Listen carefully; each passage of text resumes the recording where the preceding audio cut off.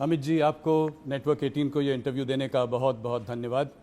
मैंने तो वैसे आपको पहले बहुत बार इंटरव्यू किया है, मगर ये इंटरव्यू थोड़ा अलग है। हमारे प्रधानमंत्री, लोकप्रिय प्रधानमंत्री का 75वां जन्मदिन था 2 दिन पहले।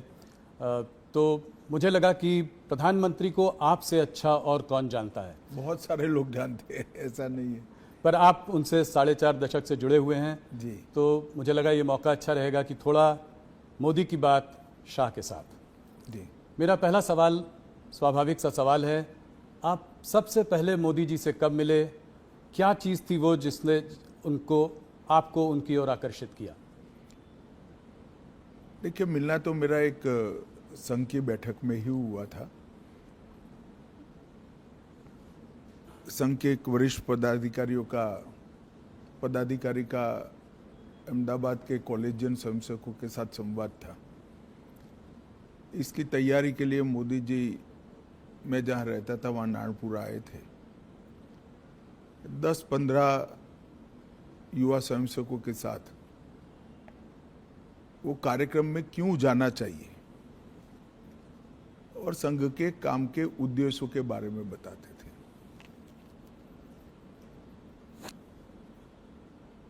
एक बिल्कुल अलग प्रकार से संघ के काम को मैंने उनसे सुना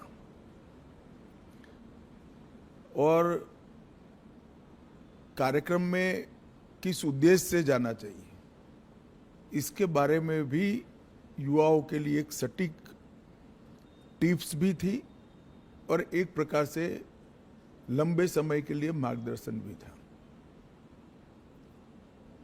इतने छोटे से एक महानगर के 1200 युवाओं के कार्यक्रम के लिए इतना बारीक प्लानिंग करना, ये बहुत बड़ी बात होती है। मैंने भी नीचे के स्तर पर काफ़ी काम किया है और वो ही बताता था, उस वक्त भी बताता था कि नरेंद्र भाई जो करते हैं वो मन से करते हैं और जो करते हैं वो अल्टीमेट उद्देश्य के साथ जुड़ा हुआ होता है और इसी के कारण बड़े बड़े परिणाम मिलते हैं। कमोबेश मेरे क्षेत्र के ही युवा थे, बहुत सारे युवा प्रभावित भी हुए थे, कार्यक्रम में भी गए थे और उसमें से काफ़ी लोग अलग अलग क्षेत्र में, कोई संघ में ही काम में आगे बढ़ा, कोई विद्यार्थी परिषद में बढ़ा, कुछ लोग भाजपा में बढ़े, अलग अलग काम में काफ़ी आगे भी बढ़े। तो लोक संपर्क और लोक संग्रह, लोगों का संपर्क करना, लोगों को काम के साथ जोड़ना और संपर्क और संग्रह के माध्यम से अल्टीमेट गोल अचीव करना, जो लक्ष्य है उसकी प्राप्ति के लिए रास्ता बनाना, ये उस वक्त हम सब युवाओं के मन पर बहुत गहरी असर छोड़ गया और आगे चलकर इसके कई सारे उदाहरण उनके जीवन से इसी प्रकार के मिलते रहे, जिन्होंने आज दुनिया के सामने जो नरेंद्र मोदी जी है उसको बनाया। आपने प्लानिंग की बात करी तो 1995 तक भारतीय जनता पार्टी गुजरात में अपनी पूर्ण बहुमत के साथ कभी सरकार नहीं बनाई थी। उसके बाद लगातार आप लोग 7 चुनाव जीतते रहे। इसमें मोदी जी का क्या रोल रहा? इसमें प्लानिंग और उसको आप किस तरीके से देखते? भारतीय जनता पार्टी गुजरात में तीसरे नंबर पर थी। कांग्रेस, संस्था कांग्रेस से बनी जनता पार्टी और फिर भारतीय जनता पार्टी, और तीसरे नंबर पर भी हम 11 एमएलए के साथ थे। तो एक प्रकार से गुजरात में पूर्ण रूप से इतनी मजबूत सरकार बनना और इतने साल तक चलना, ये कल्पना करना भी बड़ा दुष्कर काम था। गुजरात में जब 2-3 साल लगातार अकाल पड़ा, तब पहली बार शहर के छोटे छोटे कार्यकर्ताओं को उन्होंने नेता बनाकर गांवों में न्याय यात्रा लेकर घुमाया। अकाल के लिए जहां राहत काम होते थे, जहां भ्रष्टाचार होता था, कांग्रेस की सरकार थी उस वक्त, उसको उजागर करना, न्याय यात्रा लेकर जाना। हर स्वयंसेवक, हर कार्यकर्ता लोगों के घरों से सुखड़ी, पुराने जूते, चना, ऐसी सूखी चीजें लेकर जाते थे जो अकाल के राहत काम में काम करते थे वो मजदूरों को पुराने जूते देते थे, चना सुखड़ी देते थे। एक प्रकार से उसी को मुद्दा बनाकर हमारे काम का विस्तार कैसे हो सकता है, लोगों का विश्वास पार्टी के प्रति, काम के प्रति बढ़े और पार्टी के कार्यकर्ता के मन में जो सुषुप्त संवेदना पड़ी है लोगों के प्रति, उसको जागरूक कर कर एक राजनीतिक उद्देश्य से आया हुआ कार्यकर्ता लोगों के प्रति संवेदनशील बनकर अपने जीवन को, उद्देश्य को बदल दे। ये दोनों काम वो न्याय यात्रा के माध्यम से हुए। दूसरा, मुझे पूरा देश का मैं दावे के साथ नहीं कह सकता हूं, मगर बाद में मैं अध्यक्ष के नाते पूरे देश का दौरा भी करा, तो कई प्रांतों में पुराने कामों की मेरी चर्चा हुई है। मैं इतना कह सकता हूं, कमोबेश किसी भी प्रांत में बूथ समिति को इंस्टीट्यूशनलाइज करने का काम नरेंद्र मोदी जी ने जब संगठन मंत्री थे तब किया था।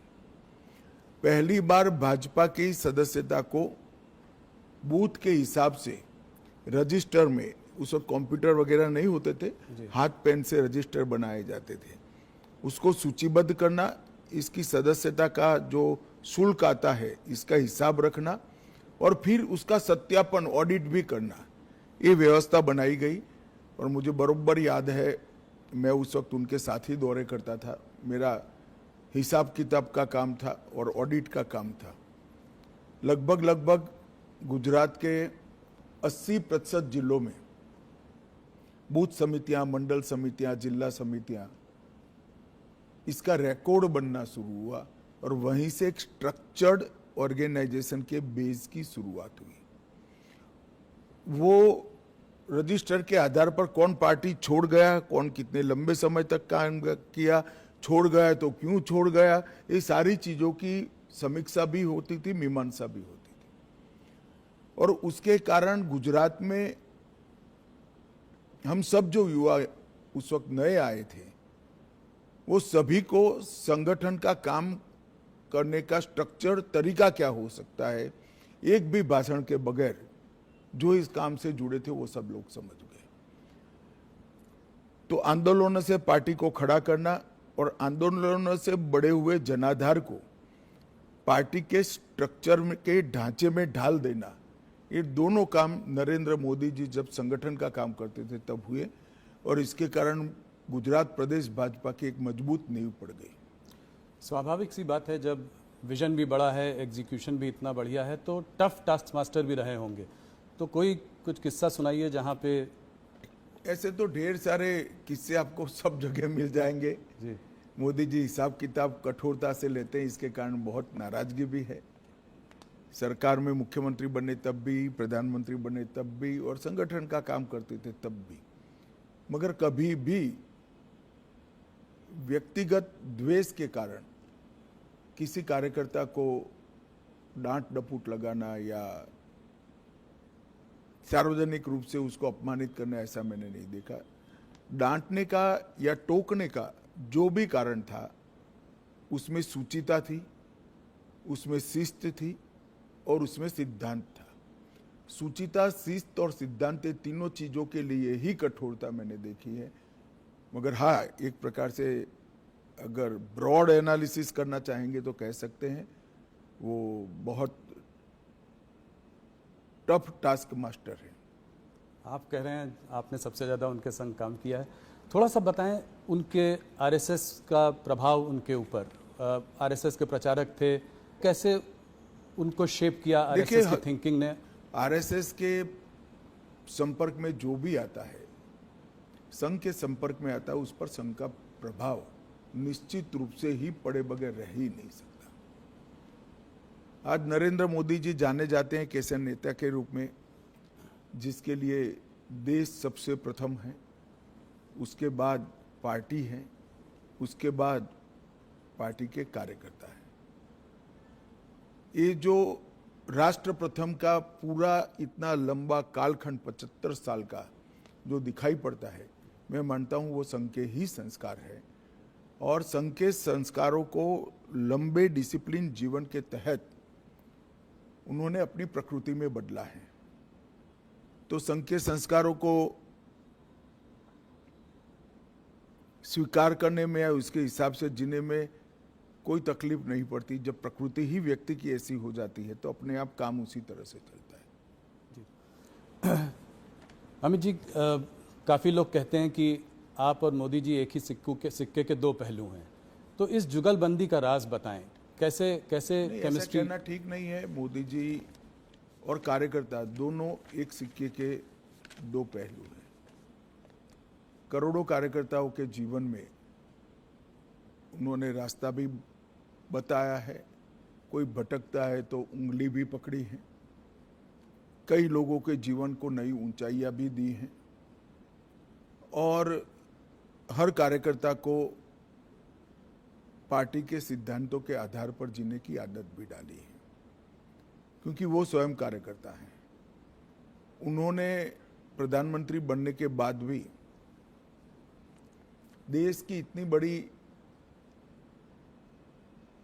पुरानी, मतलब 80 साल की डेमोक्रेटिक लेगेसी में शायद ही कोई प्रधानमंत्री होगा जो पार्टी की बैठक में डायस पर से उठकर फ्रेश होने के लिए भी नहीं जाता होगा।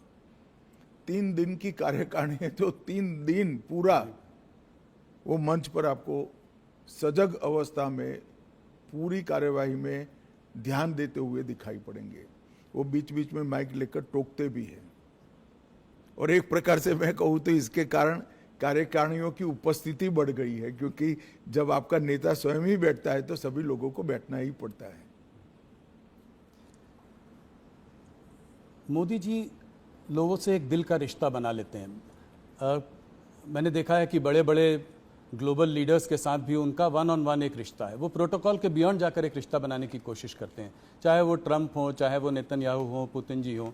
तो और अगर दोस्त कभी रूठ भी जाए तो उसको मना भी लेते हैं। तो ये कैसी क्वालिटी है जो? देखिए, कोई भी नेता जब अपने लक्ष्य के लिए और अपने देश के लिए काम करता है तो प्रोटोकॉल नहीं रहते हैं। लक्ष्य को प्राप्त करने के लिए, देश को ऊपर ले जाने के लिए जो कुछ भी करना पड़ता है वो साहसिकता से वो करता है, और इसमें कोई बड़ा साइंस नहीं है। जब अपने आप को आप निकाल लोगे, अपने आप के अहंकार को निकाल दोगे, तो सब कुछ साहसिक हो जाता है। और ये मैंने देखा है। मैंने छोटे से छोटे कार्यकर्ता से बात करते हुए देखा है, उसको प्रेरित करते हुए देखा है, उसको डांटते हुए भी देखा है, और बड़े से बड़े नेता के साथ भी इसी प्रकार का व्यवहार करते हुए भी देखा है।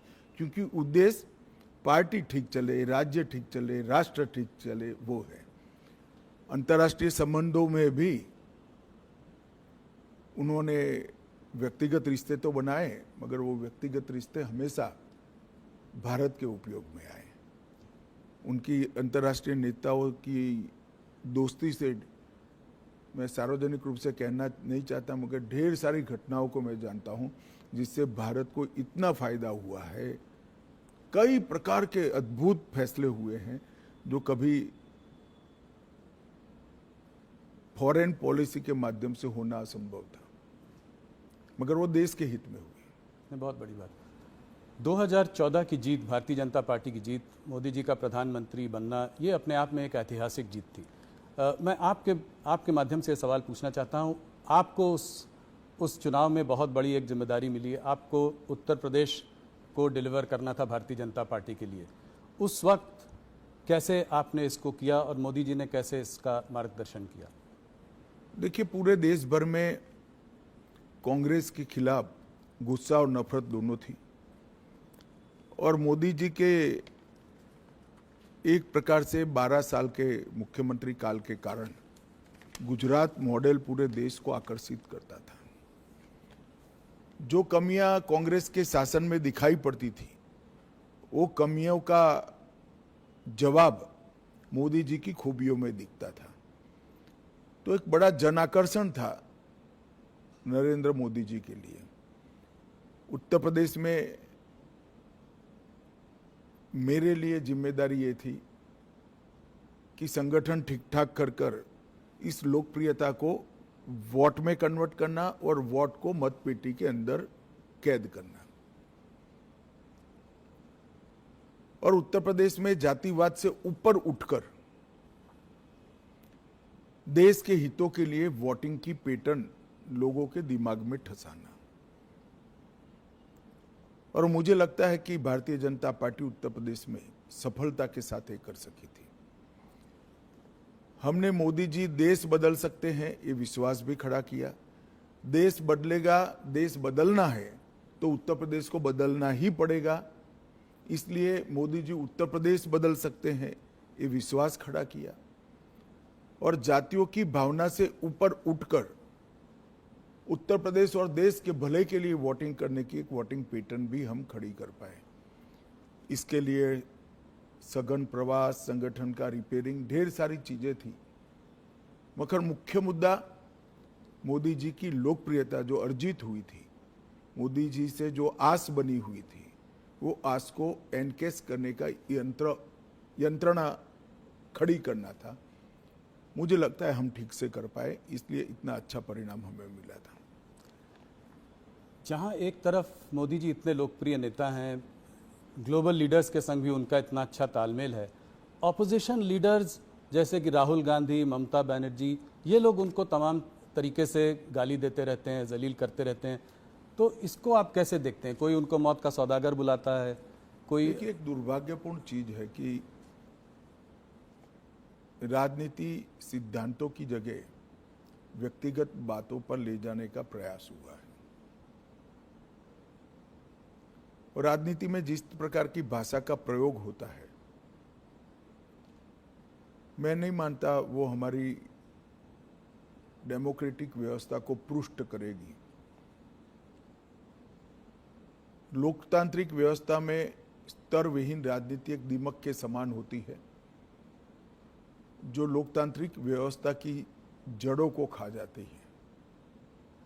और मैं तो आपके कार्यक्रम के माध्यम से देश की जनता को यही अपील करना चाहता हूं कि ऐसी भाषा का जो प्रयोग करते हैं, इस प्रकार की राजनीति को जो बल देते हैं, ऐसे लोगों ने जनता ने दंड देना चाहिए। किसी भी व्यक्ति का भ्रष्ट आचरण हो तो वो उसकी व्यक्तिगत बात नहीं बनती है, सार्वजनिक होती है। उसके भ्रष्टाचार को उजागर करना वो विपक्ष का जिम्मेदारी भी है, परंतु चूंकि भ्रष्टाचार नहीं मिलता है, इसलिए स्तर बगैर की बातों को करना, गलत शब्द प्रयोग करना, जो भी आप बता रहे थे, और वहां तक कि मोदी जी की स्वर्गीय माता जी के लिए अपशब्द बोल देना, ये हमारी देश की लोकतांत्रिक राजनीति को पुष्ट नहीं करेगा। और मैं देश की जनता को जरूर कहना चाहूंगा कि ऐसे लोगों को दंडित करना चाहिए चुनाव के माध्यम से।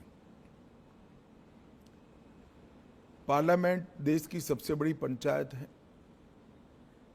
वहां पक्ष और विपक्ष दोनों ने अपनी अपनी दृष्टिकोण से, अपने अपने सिद्धांतों की तहत देश के मुद्दों पर चर्चा करनी चाहिए। चर्चा करने से के लिए इससे बड़ा कोई मंच है नहीं। आप पहले दिन से ही पार्लियामेंट को बिखेर देने का प्रयास करोगे और वंदे मातरम होगा तब तक बिखेरते रहोगे और फिर कहोगे कि हमें बोलने नहीं देते हैं। बोलने का समय स्पीकर साहब देंगे तो आप वॉकआउट कर जाओगे, बोलने का समय देंगे तो आप राजकीय तंज लगाने में समय जाया कर दोगे, मुद्दों पर बात नहीं करोगे, पार्लियामेंट चलाने के नियमों को नहीं मानोगे और फिर कहोगे कि हमें बोलने नहीं देते, तो पार्लियामेंट फ्रीस्टाइल तरीके से नहीं चल सकती। पार्लियामेंट चलाने के नियम बने हैं और उनके परनाना और दादी के समय से बने हुए हैं, राहुल जी के। उस नियमों से ही पार्लियामेंट चल सकती है। और आदर्श सांसद वो ही होता है कि वो जो नियमों के फ्रेमवर्क में अपनी बात को सटीक तरीके से रख पाए। खैर, मेरी ये सब बातों का असर नहीं होने वाला है, मगर मैं देश की जनता को ये कहना चाहता हूं कि मोदी जी ने multi party parliamentary democratic system को पुष्ट करने के लिए हमेशा आग्रह रखा है कि संसदीय शुचिता और पार्लियामेंट्री डिसिप्लिन, ये दोनों का पालन किया जाना चाहिए। और मैं मानता हूं कि देश की जनता ने कभी न कभी शीर्ष करना पड़ेगा कि राजनीतिक आक्षेपबाजी में ही संसद का समय जाना चाहिए या कुछ फ्रूटफुल चर्चा होकर जनता के लिए अच्छे फैसले लेने चाहिए, चाहे सुरक्षा का हो, चाहे देश को समृद्ध करने का हो, चाहे रोजगारी के लिए हो, चाहे देश की औद्योगिक नीति के लिए हो, चाहे देश की कोऑपरेटिव नीति के लिए हो, चाहे करोड़ों गरीबों के कल्याण के लिए नीतियां बनानी हो। इस पर चर्चा करनी चाहिए या राजनीतिक आक्षेपबाजी करनी चाहिए। और मुझे तो आश्चर्य हो रहा है, हम भी ऑपोजिशन में से 10 साल थे, पहले 1-2 दिन विरोध करते थे मुद्दों को उजागर करने के लिए, फिर चर्चा करते थे, और अगर फिर भी चर्चा के बाद सरकार नहीं मानती थी तो हम कोर्ट में जाते थे कि भ्रष्टाचार है, इसका जांच किया जाए। और कोर्ट ने कई जगह हमारी मांग पर जांच अपॉइंट की थी, जिसकी हाय तौबा वो आज भी कर रहे हैं, मगर ये कहीं नहीं जाते। कोई कॉन्स्टिट्यूशनल फोरम के अंदर डिबेट करना ही नहीं चाहते, वो रोड पर ही करना चाहते हैं। और मुझे लगता है इसीलिए जनता ने शायद उनको रोड पर ही रखा है। अमित जी, वैसे तो आपके 11 साल की सरकार में बहुत अचीवमेंट्स हैं, पर मैं कुछ चीज़ों पे बात करना चाहूँगा। वैसे तो बहुत समय लग जाएगा, सब पे बात करेंगे। धारा 370 को ख़त्म करना, इसके पीछे कुछ बताएं, कैसे ये हुआ, कैसे संभव हुआ, मोदी जी का क्या रोल था? आप देखिए भाई, कैसे हुआ तो पूरी दुनिया जानती है। क्यों किया का जवाब ये है कि हमारी पार्टी तो जब से धारा 370 बनी तब से विरोध कर रहे हैं। जी। भारतीय जनसंघ के पहले अध्यक्ष श्यामा प्रसाद मुखर्जी का जीवन ही धारा 370 समाप्त करने के लिए, मगर आज तक न भाजपा के साथ पर्याप्त बहुमत था, न दृढ़ इच्छा शक्ति से निर्णय हुआ था। मोदी जी जब दूसरी बार 2/3 बहुमत के साथ प्रधानमंत्री बने, तब पहले ही सत्र में धारा 370 को समाप्त कर दिया। और मैं मानता हूं मोदी सरकार के 11 साल में देश को सुरक्षित करने के लिए, आतंकवाद को कंट्रोल करने के लिए और दुनिया भर में कश्मीर हमारा है ये संदेश भेजने के लिए नरेंद्र मोदी जी का एक कदम बहुत महत्वपूर्ण है। और कई सदियों तक देश की जनता इसको याद करेगी। और भी तमाम रिफॉर्म्स हुए हैं, मगर थोड़ा सा मैं बात करना चाह रहा था इकोनॉमिक रिफॉर्म्स जो हुए हैं मोदी जी के अंडर। अभी हाल फिलहाल में जीएसटी का रैशनलाइजेशन हुआ है, बहुत बड़ा रिफॉर्म है। इनकम टैक्स को रेट्स को कमी आई है, पिछले बजट में बहुत बड़ा रिफॉर्म है। कॉर्पोरेट ट्रेड टैक्स कट किया। तो इन रिफॉर्म्स के पीछे क्या विजन था, क्या थिंकिंग थी मोदी जी की? देखिए, आप जीएसटी के अभी हुए सुधार के बारे में मैं बाद में बात करूंगा। जीएसटी की चर्चा कांग्रेस की सरकार थी तब से होती थी। श्री चिदम्बरम वित्त मंत्री थे तब भी हुई, श्री प्रणब मुखर्जी वित्त मंत्री थे तब भी हुई। कई बार कांग्रेस से गुमराह कर रही है कि ये तो हमारा आइडिया है। ठीक है भाई, आपका आइडिया है तो इंप्लीमेंट क्यों नहीं हुआ? राज्य विरोध करते थे। राज्य विरोध किस चीज का करते थे? राज्य विरोध जिस चीज का करते थे वो चीज देश की जनता को समझनी चाहिए। सभी को मालूम था कि जीएसटी आने से राज्यों के रिसोर्सेस में एक प्रकार का रिजर्व होगा, कमी आएगी। वो कमी की भरपाई के लिए उस वक्त राज्य केंद्र से गारंटी मांगते थे, जो कांग्रेस ने नहीं दी, राज्यों ने सहमति नहीं दी और जीएसटी के रिफॉर्म नहीं हुए। नरेंद्र मोदी जी प्रधानमंत्री बने, उन्होंने ये गारंटी दे दी, राज्यों की ग्रोथ रेट से लगभग डबल ग्रोथ रेट टैक्स की होगी। इस प्रकार का संवैधानिक वादा किया और पूरा भी किया। सभी राज्यों को इस नवंबर तक पैसा जाएगा। जी। तो राज्यों की सहमति इसलिए बनी क्योंकि केंद्र सरकार ने एक वादा किया और वो वादा पूरा भी किया। और जीएसटी के कारण 16 प्रकार के बिक्री से जुड़े सभी करों का, ऑक्ट्रॉय से लेकर बाकी सारी चीजों पे, एक्साइज, सेल्स टैक्स, कई छोटे मोटे मनोरंजन कर था, ये सभी का एकीकृत खाका बना। पूरे देश भर की एक इलेक्ट्रॉनिक बिक्री कर प्रणाली बनी, ई वे बिल बने। और जीएसटी के इतने सालों की यात्रा में 200 से ज्यादा छोटे मोटे बदलाव कर कर उसको लोकाभिमुख भी बनाया और टीथिंग प्रॉब्लम समाप्त भी की।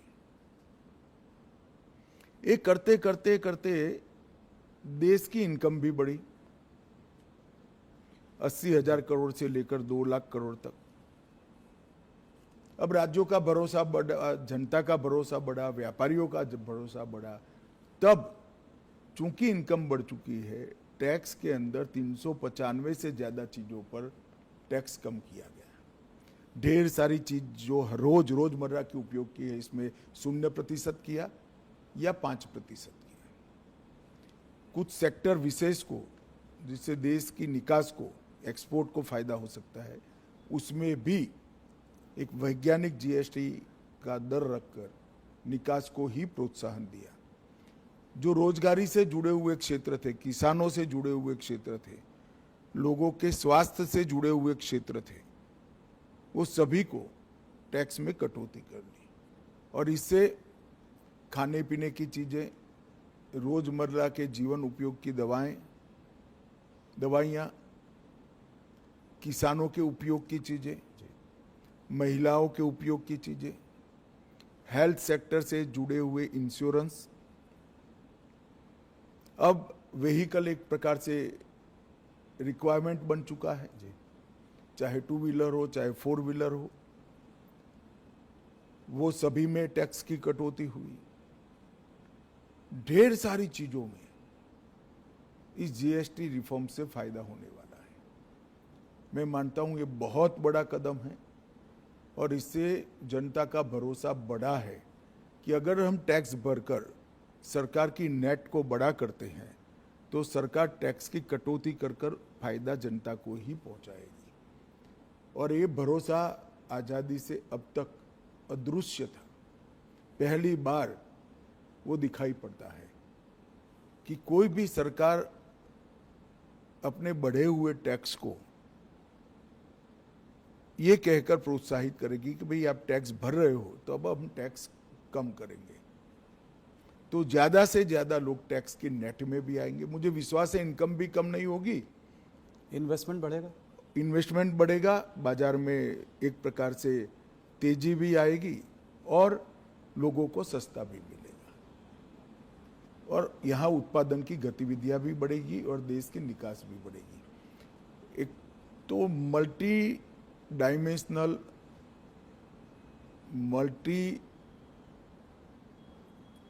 मतलब हर सेक्टर को बेनिफिट देने वाला ये सुधार जो किया है, ये अब तक का बहुत बड़ा सुधार माना जाएगा। आप लोगों को पिछले 11 सालों में कभी कभी टफ सिचुएशन से भी गुजरना पड़ा है, कठोर निर्णय लेने पड़े हैं, बालाकोट में एयर स्ट्राइक, अभी हाल में ऑपरेशन सिंदूर।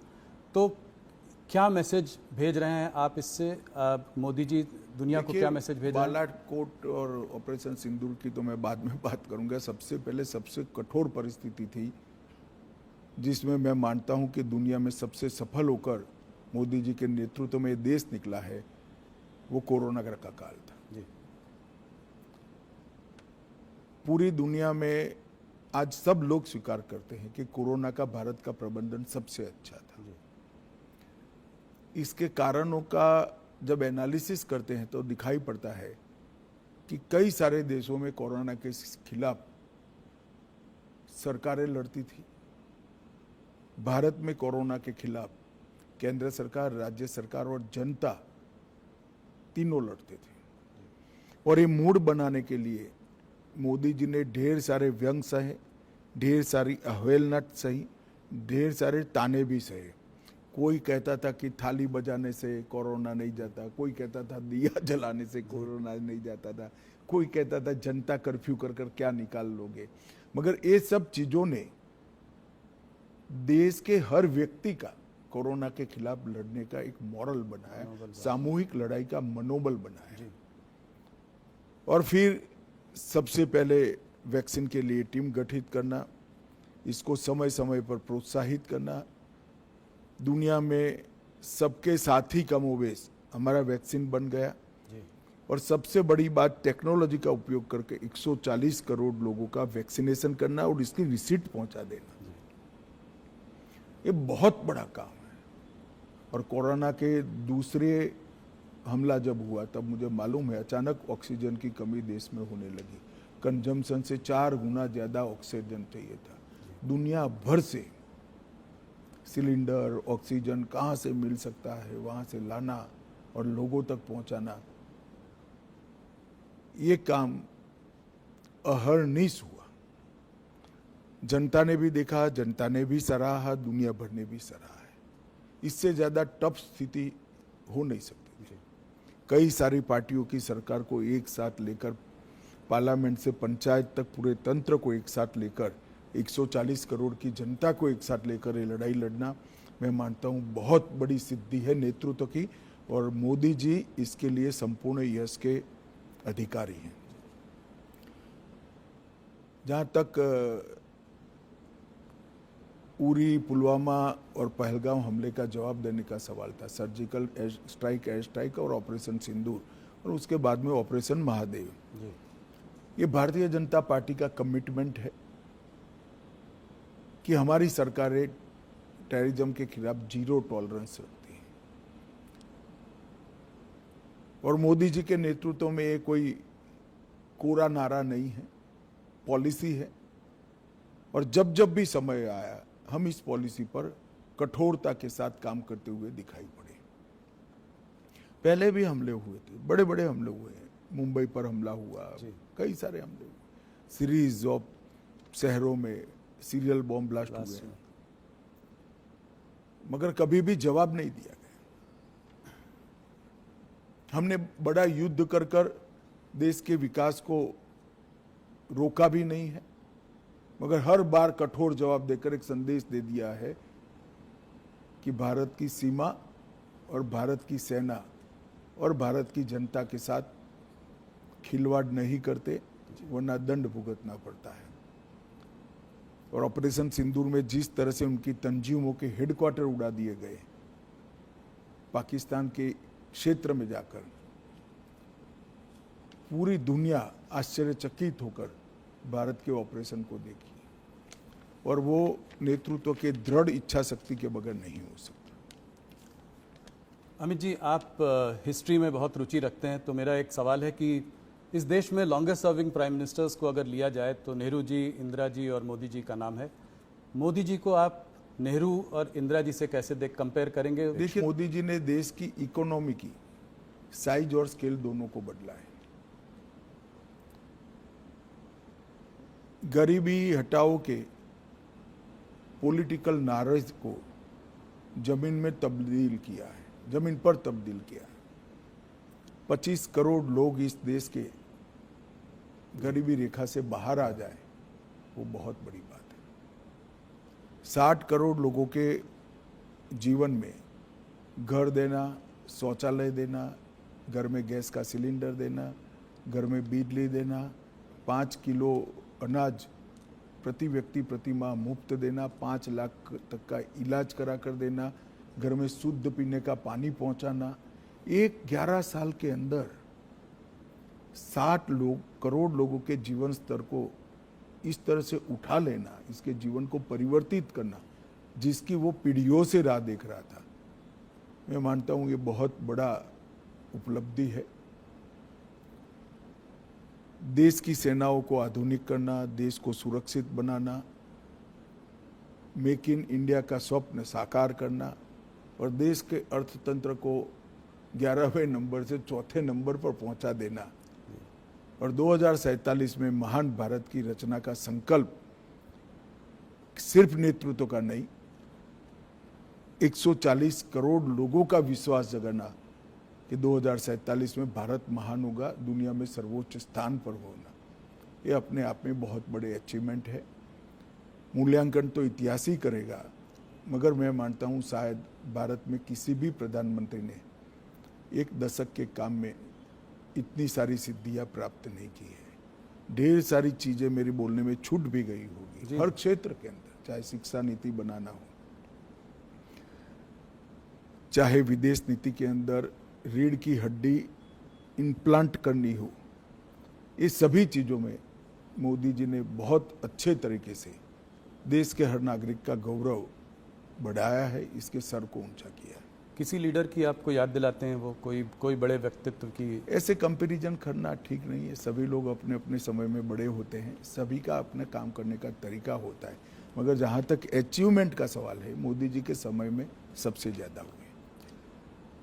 अमित जी, आपने मोदी जी पर इतनी सारी बातचीत कही, बहुत बहुत धन्यवाद। आप हमसे आज जुड़े इसके लिए बहुत नमस्कार जी।